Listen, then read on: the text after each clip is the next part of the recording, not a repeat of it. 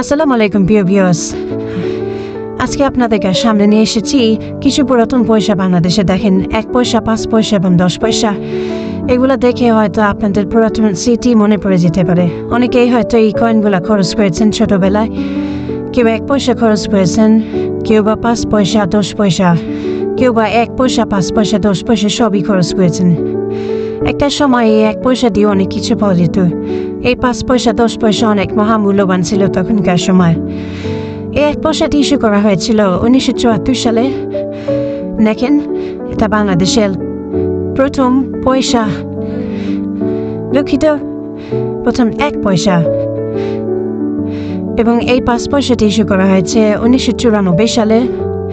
10 পয়সাটি issue করা হয়েছে একটা দেখেন 1994 সালে, এবং তার পাশেরটা হচ্ছে 1979 সালে। পর্যায়ক্রমে বিভিন্ন সময় এই 5 পয়সা এবং 10 পয়সা ইস্যু করা হলেও 1 পয়সার কয়েনগুলি একবার ইস্যু করা হয়েছে। খুবই সুন্দর এবং একদম নতুন অবস্থায় আছে কয়েনগুলো। এগুলো অনেক যত্ন সহকারে সংরক্ষণ করে রাখা হয়েছে, আমার কালেকশনে ছিল।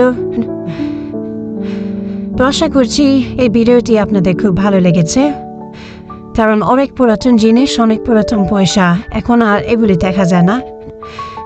যদি এই ভিডিওটি আপনাদের ভালো লেগে থাকে তাহলে অবশ্যই লাইক করবেন এবং বেশি বেশি শেয়ার করবেন, বন্ধুদের মাঝে ছড়িয়ে দিবেন, তাদেরও দেখার সুযোগ করে দিবেন, তাদেরও পুরাতন স্মৃতি জেগে উঠবে। এবং এই চ্যানেলটি অবশ্যই সাবস্ক্রাইব করবেন, এবং পরবর্তীতে আপনারা আর কোন নোট বা কয়েন সম্পর্কে ভিডিও দেখতে চান তা অবশ্যই আমাদের কমেন্ট সেকশনে জানাবেন। তো আজকের মতো বিদায় নিচ্ছি আপনাদের থেকে। পরবর্তীতে ইনশাল্লাহ নতুন কোনো নোটের ভিডিও বা কয়েনের ভিডিও নিয়ে আপনাদের মাঝে আবার হাজির হব।